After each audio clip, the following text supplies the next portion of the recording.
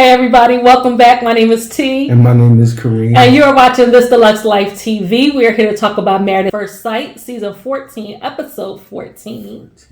But before we get into it, I would love Kareem to tell you about his YouTube channel. My YouTube channel is All the Way Live Media. You can stop on by if you're interested in all kinds of cool content from cars to motorcycles, mostly featuring my toy collection, I must admit.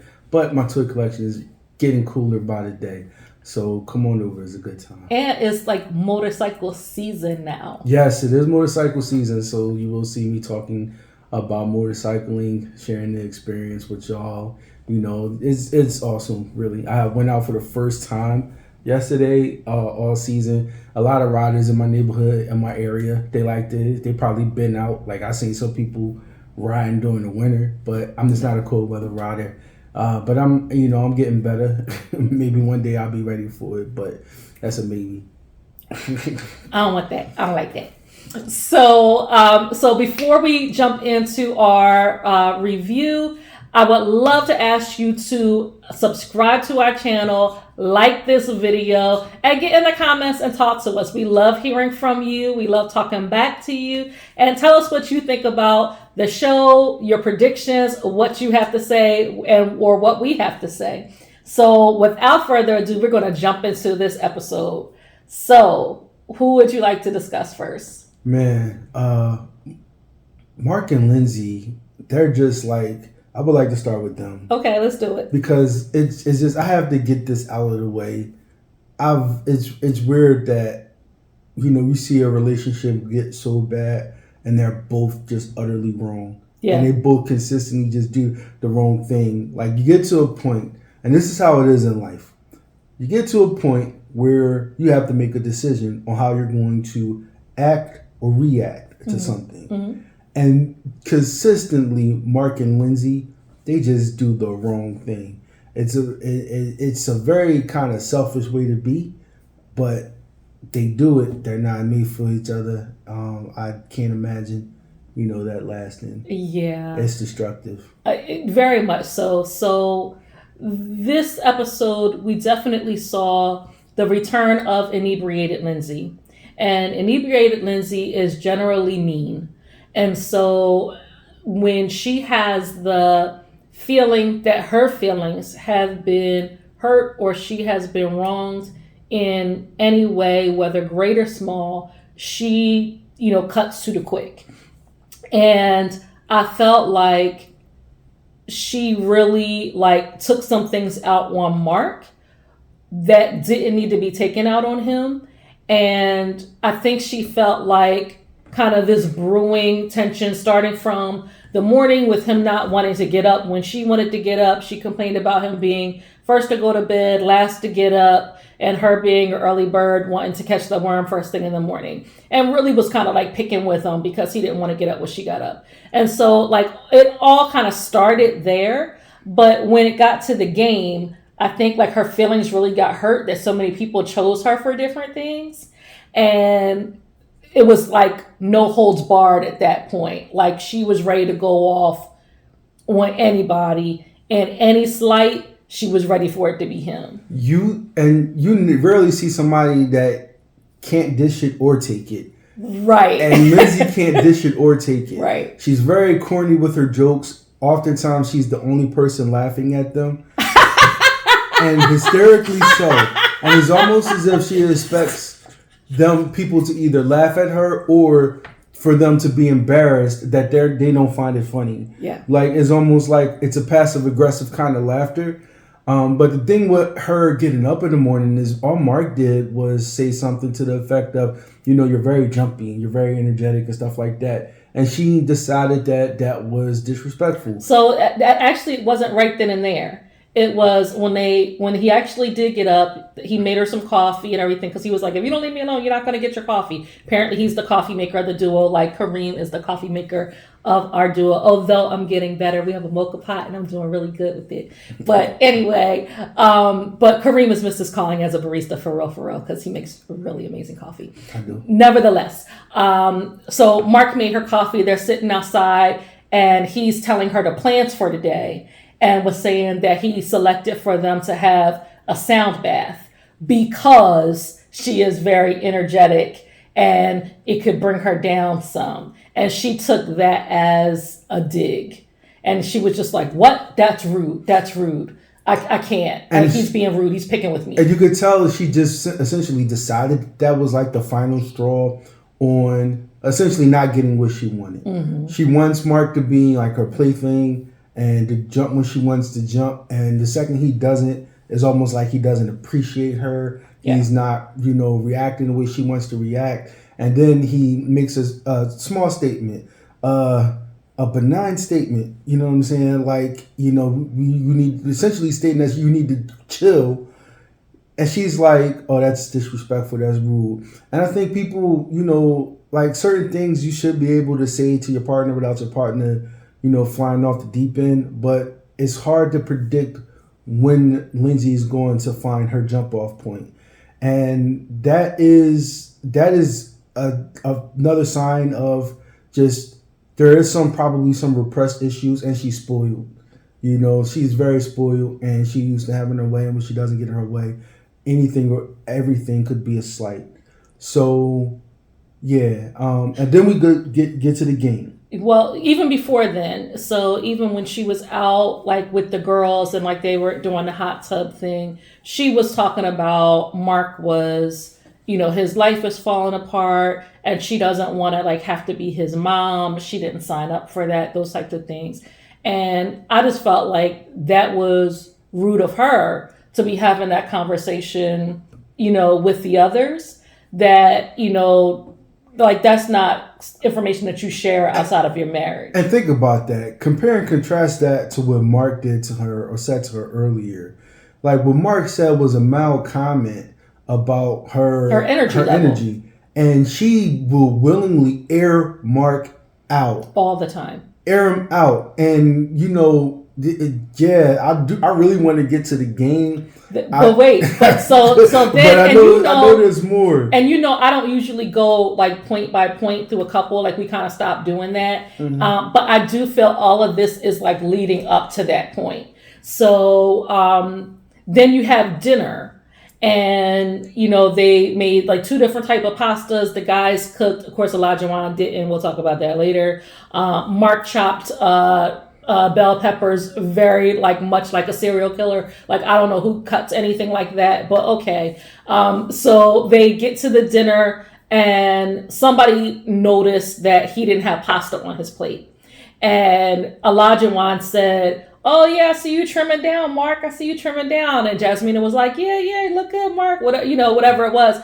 And he was like, yeah, I'm just trying to eat less carbs or whatever. And Lindsey pipes up and says, yeah, since I have him eating less sodium, he's down to his weight that he was when his 20s. He's down to his fighting weight. And, I'm the best thing that's ever happened to him. He gets with me and his weight goes down and I got him on a good, and like, she was like basically taking credit for his, self-control that he was exhibiting by not eating the pasta, you know what I mean? But she's like, basically, this is all about me and what a good wife I am. And he's just kind of like looking at her and just trying to There were several instances throughout this episode where Mark was just like, whatever, I'm not staying. Yeah. You could tell like in his heart, like he just didn't say anything. I don't think Mark, any of the fights or the incidents that they had, Mark honestly didn't start any of them. Mm-hmm. He does fight back, unfortunately. I mean, well, I can't say unfortunately, but expectantly, really. When he feels like he has to. Mm-hmm. But this episode, Mark didn't start anything. Right. He just kind of dove in when the drama was presented. Right. Tried to smooth it over a couple of times, but Lindsey when it's Lindsey time. Yeah. You know what I'm saying? And just like, it was Miller time for some people, it was Lindsey time for real. Lindsey had several glasses of wine and who knows what else, and she was wild for the night. So let's get to the game. So to get to the game, now the game is essentially who knows who best. Not necessarily who knows their partner. Just like kind of like what's the opinion. But among the group, it's like who's more likely to, essentially start a fight came up. Right. And but even before then, there were plenty of other things. Because there was the one. It was a couple of instances where, Lindsey, what was it? So there was one where it was the question was, which one are you trying to say? Well, the thing with Noy and who's more likely to be a stay-at-home parent, right? And Noy said me. Of course, that was supposed to be the Steve question. You know what I mean? And I kind of feel like each question that we heard anyway was like kind of set up to be like a certain person in the group that most people would gravitate towards. But it turned into the Lindsey show, as most group activities do. Either it's going to be about her or she's going to dominate the conversation about the other person. In this case, she wanted to dominate that conversation. And so Noy chose herself as, the person who would be stay at home. And she was just kind of like, hey, your man don't have a job. And you sure about that? Like, how you want to do that? How y'all want, and it was get out of their business. In their business and was staying. Yeah. She was she made it clear that, oh no, we're going to talk about this issue between y'all, as if this is, first of all, it's none of her business. Even though it's public knowledge or public information, their relationship is really none of your business. Right. You don't need to, you don't need to be like, well, how y'all going to do that when, now you talking to two full grown adults. Right. And they obviously are looking at it like, they know their situation. You mean to tell me you're breaking news to them about their situation? Right. No. Also, you don't know what their plan is. You don't know what Steve's capabilities are. You don't know anything, and you don't need to know. If she says she's going to be a state, she could be, or most likely to be, not necessarily saying would be or will be in the relationship, but is most likely to be, it would be her. And even Steve picked Noy. I don't remember. I think Steve picked Noy. And essentially it came down to, if it had to be between the two of them, it would be Noy.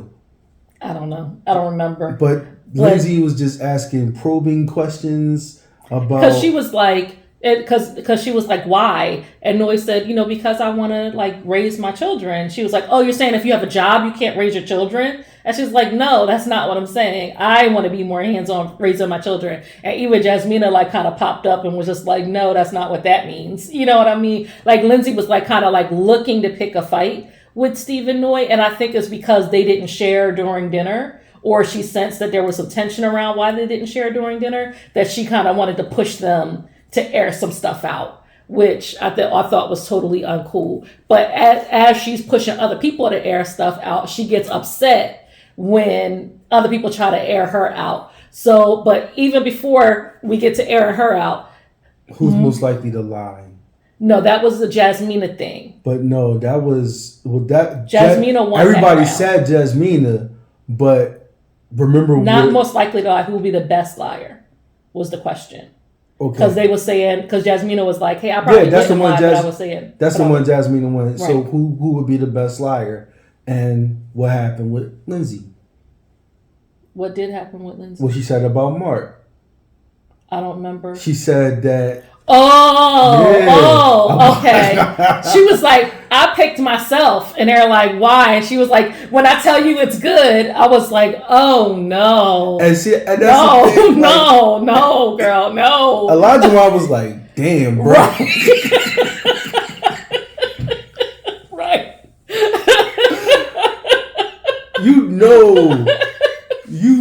You messed up when Elijah is the voice of reason. Right. Any conversation. But, even if it's not necessarily reason, but when he was like, yo, that's messed up, and trust me, he's equally as messed up as Lindsey is. And Lindsey is his friend. And him and Lindsey is friends. Yeah. Him and Lindsey was having, when Mark and Michael were having their conversation on the couch, Lindsey was trying to get at Mark for more arguing, and it was Elijah holding her back. Was like, no, let's just chill. Let's go out the front door. You know what I'm saying? And so if Elijah is your piece, is your center, Yeah. your emotional center, Yeah. you way out off. there. Yeah. You is So she also aired Mark out when he chose himself as the person who would be most likely to spend money on their partner. And she was just like doing the maniacal laughter, and he's like looking like why are you laughing? You know what I mean? Like, and she even picked Mark for most likely to be a stay-at-home parent, even though she knows that man wants to work. You know what I mean? It was like, that's rude. You know what I mean? Like, she just kept digging at Mark, digging at Mark, digging at Mark. And then when it got to the point where the question was who's most likely to start a fight, and almost the entire Everybody room picked says Lindsey, then she's upset. I know who I am. F all of y'all. I have God in my heart, and I know who I am as a person, and all of this stuff. Now she's mad.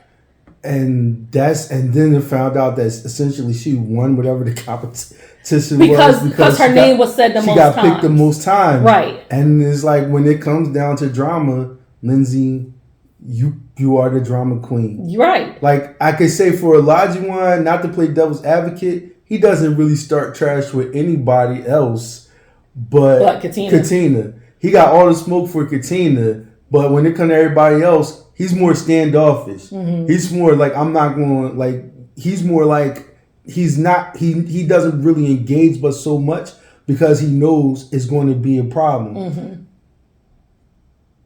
Lindsey, she got extra smoke. She got smoke for pretty much anybody. I mean, if we just recount, she basically called Mark broke, not good in bed. So she said he's not good in bed. She said he wouldn't buy her nothing because he broke. And what was the other thing? It was like one other thing. I don't remember. But she was going ham on Mark. And then the group decides nobody was laughing. She's right. making all these jokes. Nobody's right. laughing. I'm sorry. When the only person in on the joke, it means you are the joke. Right. You know what I mean? Right. And yes. It's like that TikTok, sound like, am I the drama? It's like, yes, girl, you are the drama. Yeah, you know what I mean? You bring the drama, you start the drama, you are the drama. So, fast forward, now she's upset that he started a fire using her kerosene. Like, her kerosene, you know what I mean? Just like the silliest thing. And what the hell is he supposed to do with it? Is it just for her alone? Like they're a couple. It's a couple's retreat. Right. And anybody can come sit by the fire. Like you're like, I'm just going to take my kerosene and go home. Like basically drunk Lindsey came out and says, I'm going to drive myself home. Olajuwon was like, hey, let's not do that. Weren't they in Maine or something? They were in Vermont. They're in Vermont. Yes. Vermont is a couple hours away from Boston. Oh, yes. So you not finna get on the road and endanger yourself and others. Right. Lindsey, I'm sorry. Right. Like, I'm glad Olajuwon was there. Yeah. And he was strong enough to push her back up the steps when she's trying to basically get on the road and commit vehicular homicide. So essentially, she goes back, takes a nap or whatever. Mark comes in, tries to talk to her, and she's talking very strangely and incoherently about, I'm trying to honor you, I honor myself, but who's going to honor me? Which the way I just said it makes perfect sense, but that's not the way that she said it. It's not the way it came out. Because I'm like, wait, that made sense when I just said it. Unfortunately, you don't have the ability to babble like a drunken baboon. Right. So, Mark was just kind of like, huh? Fast forward to next morning, she has a hangover, but she's pretending to be like ill to the point where she needs to go to urgent care. And to me, that was her way of drawing Mark in and making him feel sorry for her so that she could slip her little half-hearted apology in there. Yeah. Because she was like, thank you for taking care of me when he was like trying to get stuff ready to go to urgent care. I'm sorry that I picked a fight with you last night, which I'm surprised that she said exactly those words. Something, and she apologized some other kind of way. And so I was like, oh, okay, so this was, let me soften Mark by making him feel sorry for me and me play on his emotions because I know he wants to protect me. I will do that, and then I'll kind of like slip my apology under there, and all will be well. And apparently, that's how that worked out. You know, he took her to urgent care. He stayed in the room with her, and he's doing his little couples cam thing. You know, Lindsey is sleeping. She needs some fluids. She's gonna be okay. You know, but like Lindsey has a hangover. You know what I mean? Like, this is all it is. She has a hangover. Of course, her stomach is upset. She drank a lot. You know what I mean? Like, that's kind of what happens when you do. So, prediction at this point, these two people, I don't know if they're going to choose to stay together. I really hope they don't. They don't belong together. Mark does not like her. He definitely does not love her. And Lindsey really doesn't have the ability to love anyone well and needs to focus her attention on learning how to love herself. Yeah, I agree. Who should we move on to? Michael and Jasmine. That was somewhat of a light week for them. It was a light week, but also I think in light of the preview that we saw for next week, it was also an inconsequential week. Like, at first, if I had not seen that preview, I would have said, oh, they're growing closer. Michael is saying that he feels more comfort and compassion coming from her. You know, we saw them holding hands. We saw Jasmina kind of like putting her arms on him a whole bunch and standing real close and sitting real close and, you know, kind of giving him batty eyes and stuff like that. And I'm like, okay, all right. Doing the thing with the psychic mismatched shirts. Well, with the matching shirts. Yeah, they did that twice. Yeah, I think that's cool. They were cute. You know, like they actually showed that they could be a really good team and that they could be good together. And so that's what I was expecting. You have them going into meeting with the psychic, which was so bogus. It was hilarious to me. This woman was so off base so many times that she was just like, oh, well, that's what's going to happen. You know? That was so crazy. Right, because she was just like... I felt secondhand embarrassment. I did too. I kept looking away. I was like, oh my gosh, why? So the psychic was like, you know, anything... I'm getting the ages of 3 to 5. And he was like, yeah, my brother passed away like 5, 6. She was like, yeah, 3 to 5. That's what I said. And she was like...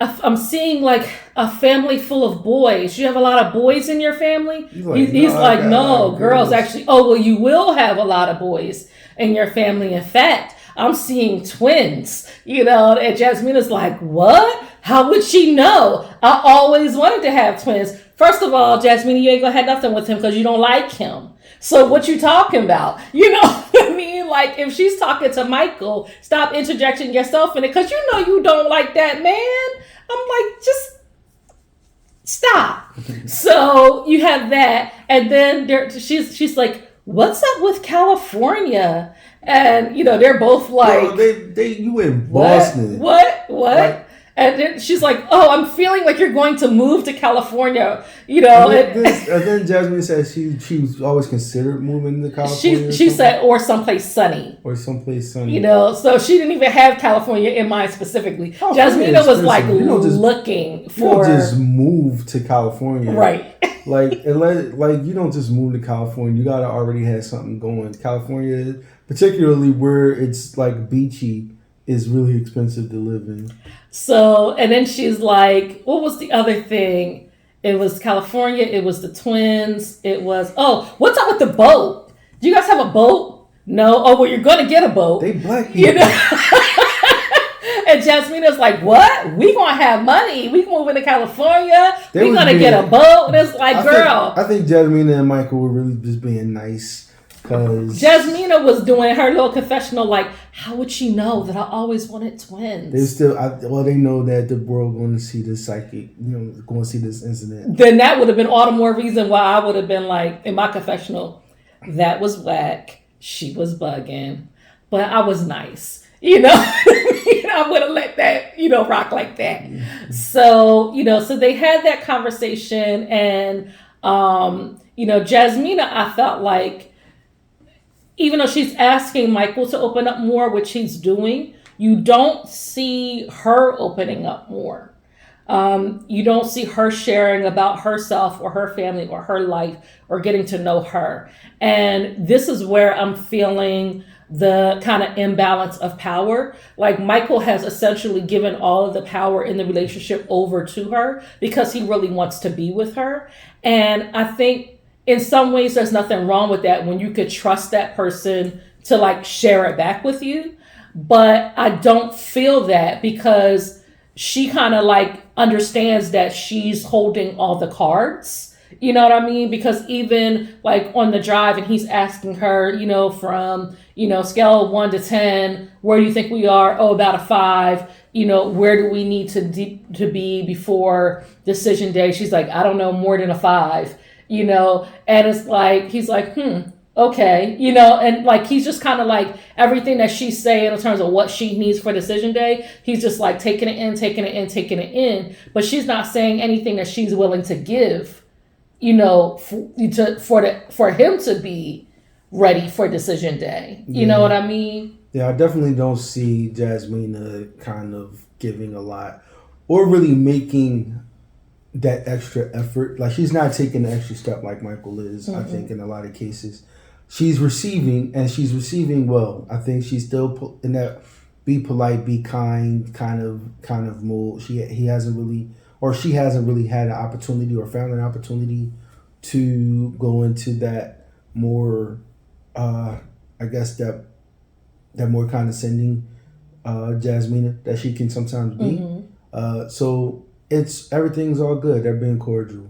I do think in general they like each other, as much as they can get along with. They seem more like friends than romantic partners. For sure. Like, he obviously has some feelings for her. Well, the psychic was like, it was love at first sight for you. And even though I don't think that was actually true, I do think that he was the first one to really get into their relationship. For sure. Yeah. And I do feel that like it was strong like at first sight for him, for sure. But I mean, it doesn't take a psychic to see that. Like, you look at Jasmina, like, who would be like, ugh, you know what I mean? Yeah. Anybody, like, this is just like common knowledge, like, you could sit her next to anybody and you could say that to the other person and they would have to say yes. Yeah. You know what I mean? Yeah, she's a gorgeous woman, and I think, and that was kind of the expression from Michael to begin with. Like, she was very attractive, but physical attraction is not always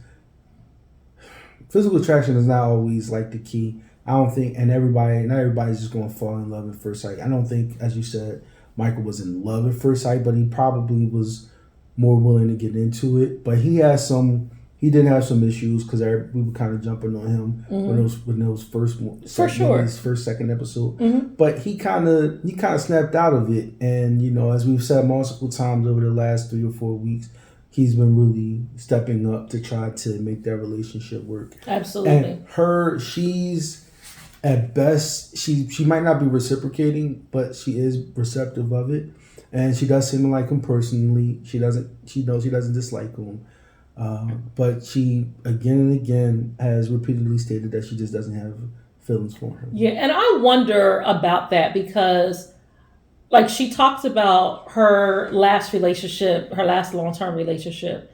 It was like a year or two. I don't exactly remember how long, but it was a long-distance relationship. And they spent most of their conversations on the phone, that type of thing. And I think that she is really like not used to being in someone's daily presence and showing someone affection.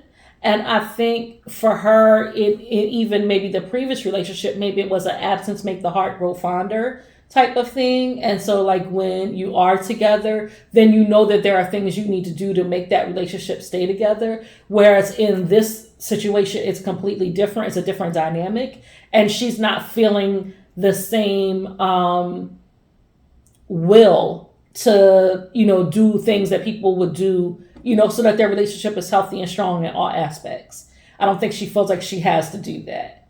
And so, especially knowing that she has an out coming, which is decision day, if she wants that out. So, I think it would behoove her to really like give him a real chance. Maybe she's doing that to the best of her ability. I don't know. But I think that you definitely see a lot of love and care coming from Michael. He does seem like the type of person that will be loyal and actually like try for the long run, like to make their relationship work. But I mean, it's the same thing that I said from the very beginning. I don't know if she likes him, and I think she probably just doesn't, and was hoping that she would by now. And it ain't coming. Yeah, it might be a little too late in the game. Yeah. So we only got a couple episodes left. It's like, and for them, it's really only like 2 weeks. Mm-hmm. So, if it ain't happened now, more likely she sees that end coming and she's not going to want to stay. But right. Who knows? Like she may decide maybe last minute. I don't want to say last minute, but she may decide pretty late. But I still feel like the door's slowly closing on that. Agree. And I still feel like, though, if any couple has like a sliver of hope of actually making it, and I'm not saying yes on decision day, because we know from the past that there are plenty of people that say yes on decision day that actually don't belong together and break up, either right after or not long after. But I think that if there's any couple that actually has a chance of making it, it would be them of this season. But again, that window is kind of getting more and more closed. They actually remind me of, I don't think you watched this season with me, but there's another Black couple, Deanna and Greg, where he seemed to be really about her. She seemed like she was not about him. And it took her a long time to get to that point.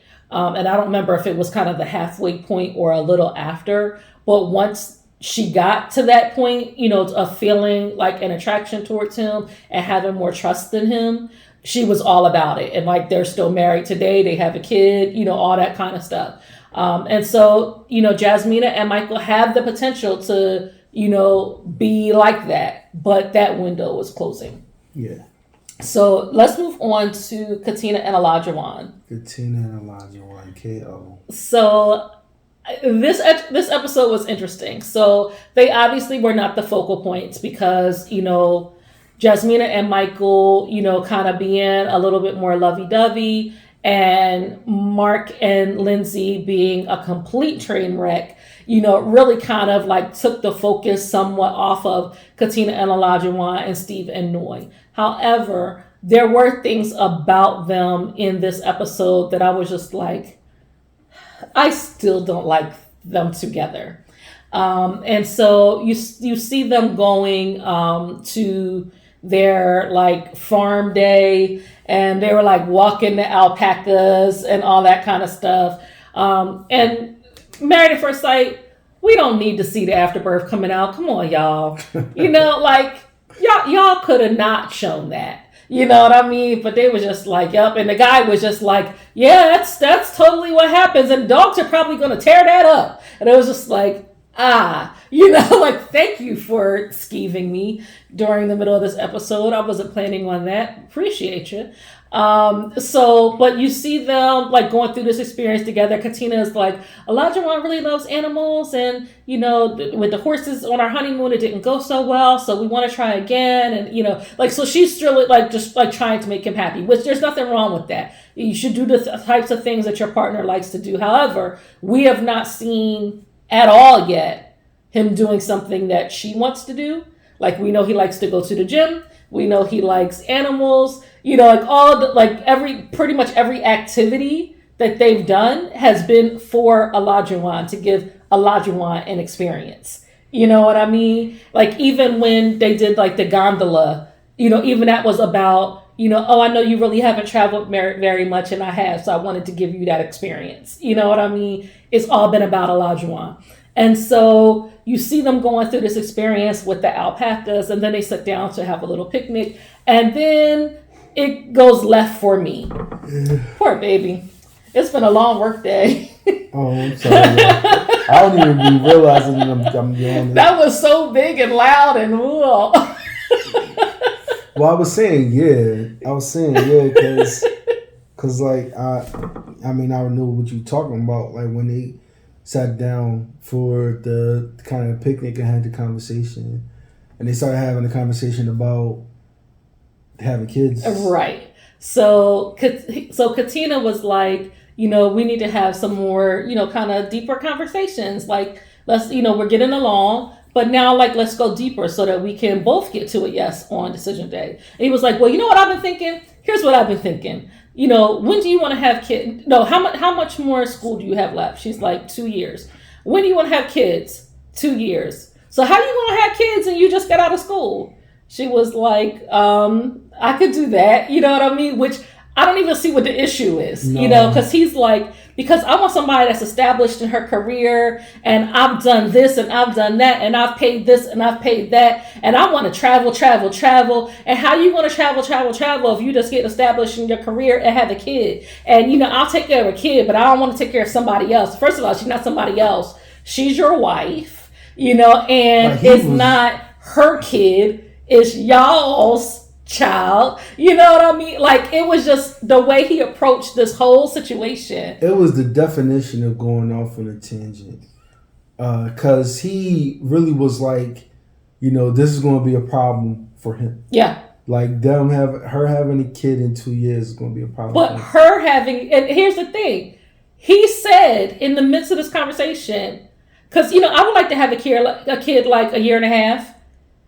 If you would like to have a kid in a year and a half, what is the issue with her saying, I'm also on that timeline?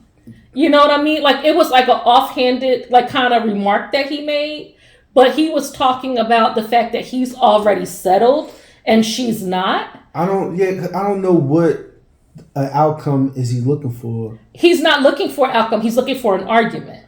Because he's talking about, well, I know you're older and I know you want to have kids in your 30s and so on and so forth. He literally was like, I already took care of my student loans and my this and that. I got the house. I got the da. And I'm settled in my career, and I've been doing that. And whereas you, for the last 5 years, you've been chilling, but now you want to get locked in. He was like, and there's nothing wrong with that. I'm not saying there's nothing wrong with that. So don't get offensive. First of all, the word is defensive. But and I was just like, you're like literally attacking this woman, and then saying, but don't take offense to that. You know what I mean? I mean, what do you want her to say? Like, she want to have kids now or in 4 years? You know what I'm saying? Right. Like, and what's but here the and like answer to that question? Exactly, there is no answer. Like this was meant to pick an argument, and fortunately, Katina didn't let it get there. But in also some ways, I was happy that she kind of stood up for herself a little bit. She was like, I know what I can do. You know what I mean? And like, I know what I want. She was like, and maybe, because I have a different experience with you, I was raised by a single mother. It's not unusual to see someone have a career and also have children. You know what I mean? But he was just like, but yeah, if you have children, then how are we going to be able to do, and pay for this and pay for that? I'm not paying for everything, and it's like, sir, these are, first of all, she didn't ask you to do that. You know what I mean? Like, maternity leave is like literally like 12 weeks. What are you talking about? You know what I mean? Unless you are saying you want your spouse to be a stay-at-home mom, which it doesn't seem like it because you said you want somebody to settle in her career. So what is the issue? And if you're saying that you are personally on the time frame that you're going to be ready in like a year and a half, if that's the case, then you don't want her anyway, because she's still going to be in school and she's not going to be settled and she's not on that timeline. So either you want her or you don't. Like, I just don't understand like where he's going with it. And obviously the answer is he's not going anywhere. That's what it is. So, and even from first words in the episode, Katina, you gonna cook for the people? She's like, I ain't cooking for the whole group. You know, he's talking about cooking. He get out there, the men's supposed to be cooking. He was like, I'm gonna contribute from this side of the counter. So you sitting down watching. You know what I mean? And like, everybody else was, all the other three guys, they were doing, you know, something. Like they, at least when the camera was rolling, and you just sitting there like not doing anything. He like, we gonna cook for our women, and then sat down. I don't know, maybe is that he can't cook, or that he just not had no interest in actually being nice to other people. I don't know. I think he can't. And you know, he also was like, you know, I give Katina most of the credit for, you know, making an effort in this relationship, and it was like, yes, because she is the only one that's really making an effort in this relationship, and that's really nothing to boast about. You know what I mean? Because you're supposed to be an equal partner in this relationship. And clearly, Olajuwon is not trying. Olajuwon is looking to, like we've said many times, to break her down, build her up the way he wants her, and then probably still not choose her. Still just be adamant that I'm not in love, though. You know, it's like, what are you saying? What do you want? What are you doing? You have issues. Yeah.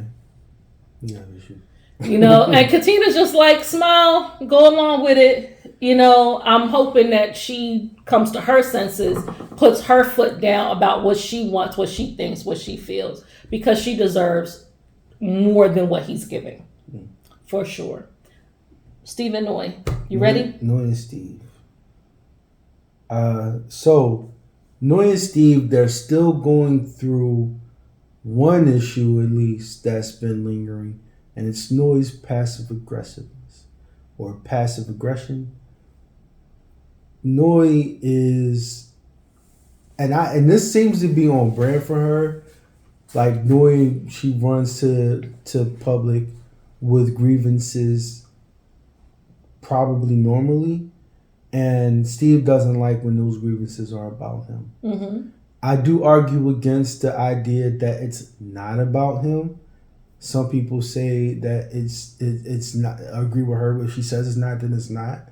But no, she was inspired, and she even admitted that she was inspired to make that post because of that relationship. No, she didn't. Yes, she did. No, she didn't. And when she said something to that effect in this relationship, she said, if that's what you need me to say so that you can make your argument, then I'll say that. That's not last week she said. No, she said it wasn't, but I do sometimes feel that way in this relationship. Therefore.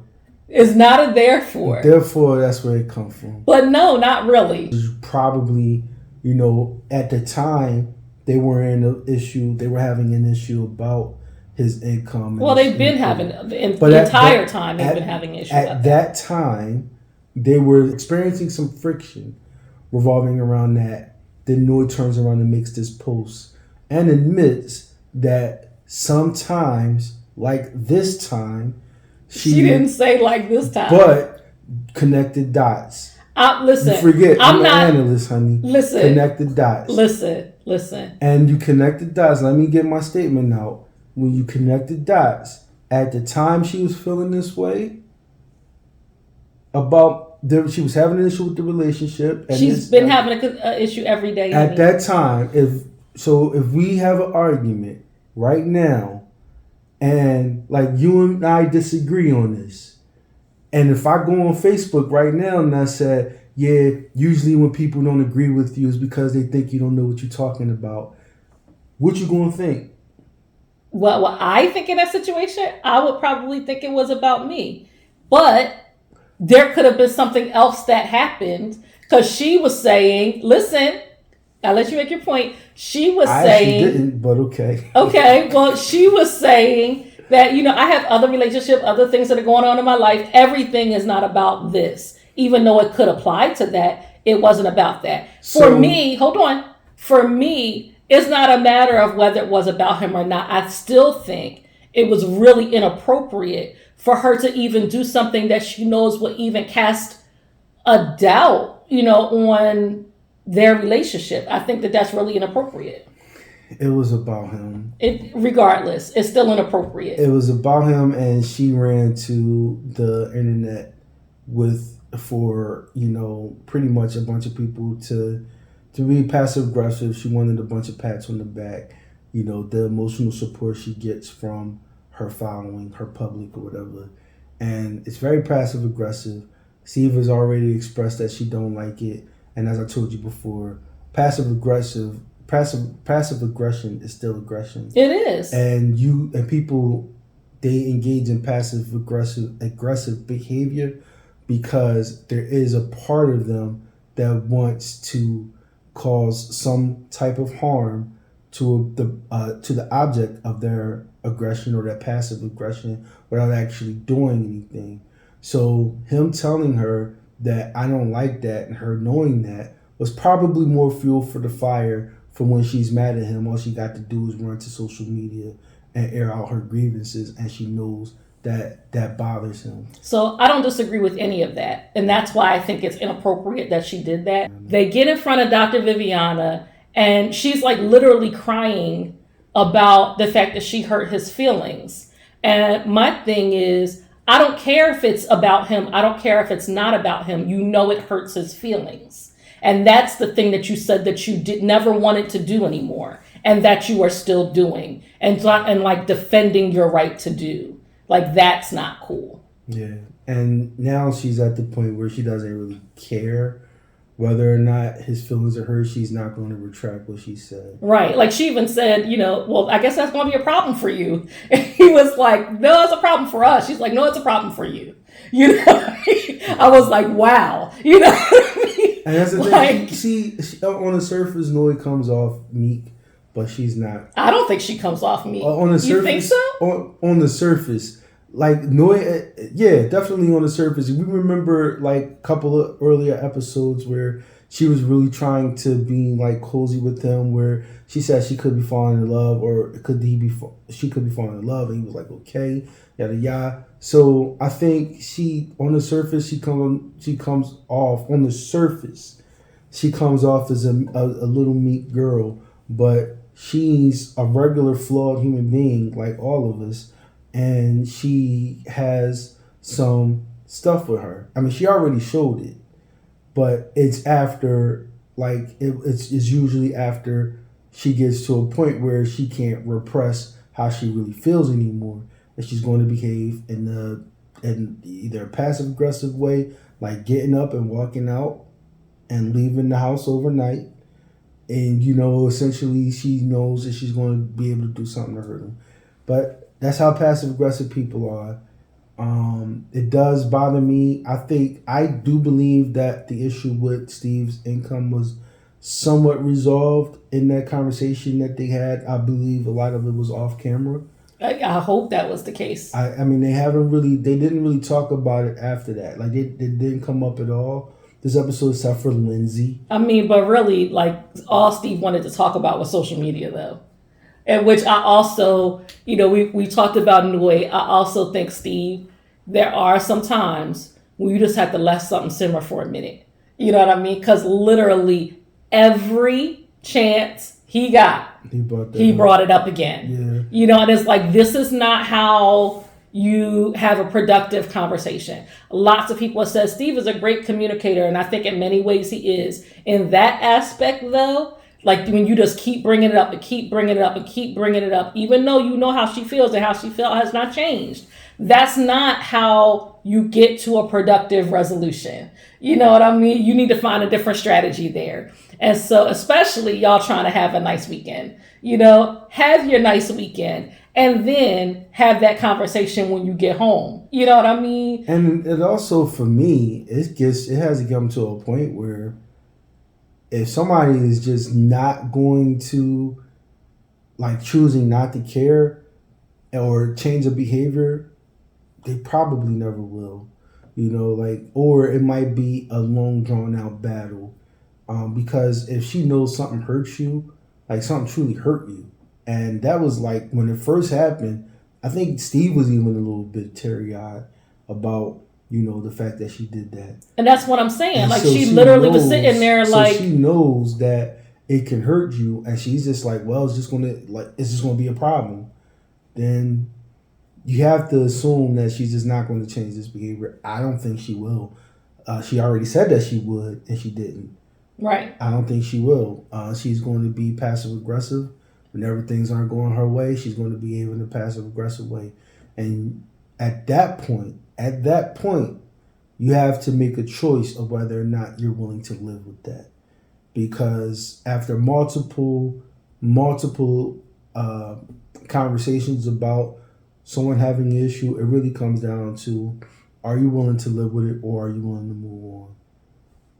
Yeah. And I don't even know if she really wants to be with him. Like, he asked her that outright when she was going on about her apartment and how that's like her safe space, and she moved to Boston, with just herself, and she came out there for a guy, and it was like that studio apartment was kind of like her way of standing on her own 2 feet, and she didn't know if she was ready to give that up.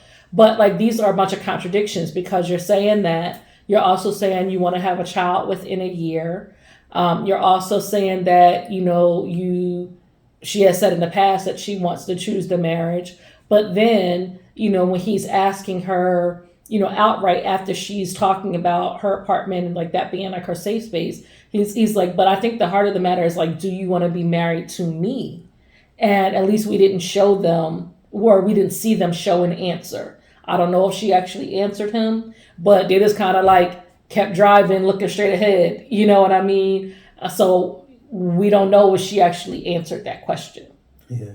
Or how she answered that question. Well, I'm pretty sure she didn't. Maybe she didn't answer the question, because I don't think she would want to say that so early. Like, but we don't know. Maybe she said yes and they just didn't show it. Yeah, you know what I mean? Because for editing, purposes. If we hear it, then obviously, it's going to. Not really though. It's still 2 weeks left. People go back and forth every day. Mm-hmm. You know what I mean? Like, that's just kind of the nature of the show and this, experiment. Yeah. But going back to what we've said in episodes past, I really feel like the episodes are failing these people. The experts are failing these people. What the heck are the experts even doing?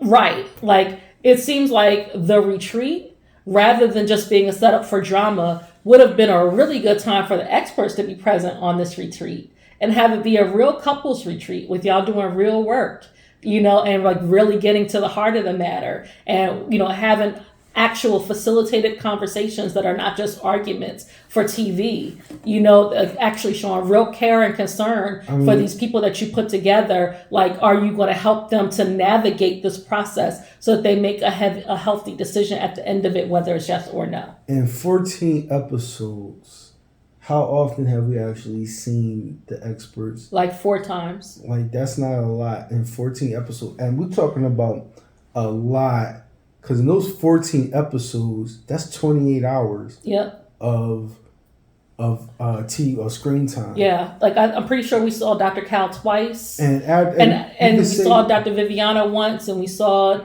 Dr. Pepper once. The experts are prominent in the first episodes, like, because the matchmaking mm-hmm. and the marriage, all of that. So the first 2 episodes, they're prominent. But so we could say in 12 episodes and 24 hours of screen time, the experts have rarely been involved at all. Right. And it doesn't seem like their expertise. It doesn't really seem like it's putting people together, but it's definitely like not keeping people together. It's certainly not. And that is exactly the point that I was going to make. I feel like they put these people out there together and like, just like sink or swim, do your own thing. This is an experiment. And it's like, but no, you match these people. And so, or at least for TV you did, we're led to believe that you matched these people. So now it's your responsibility. This is your name on the line, your expertise. It's your responsibility to get them to the finish line as best you can. You see them struggling, you step in and help, and then you give them opportunities to go off by themselves and practice what you help them with. But like, this whole thing should be couples therapy throughout, you know what I mean? To like get to a healthy resolution instead of like emotionally, physically, psychologically damaging people, and just like the chips will fall where they may. I hope you say yes on decision day. You know what I mean? Like that's the experts are failing these people. Mm-hmm. So that's it. Let us know what you think. We would love to hear your comments. Once again, please like and subscribe and hit that notification bell so that you get notification of all of our uploads. As Married at First Sight is coming to a close, we have other content coming. So stay tuned for that. And we look forward to talking to you next week. Bye. Peace out.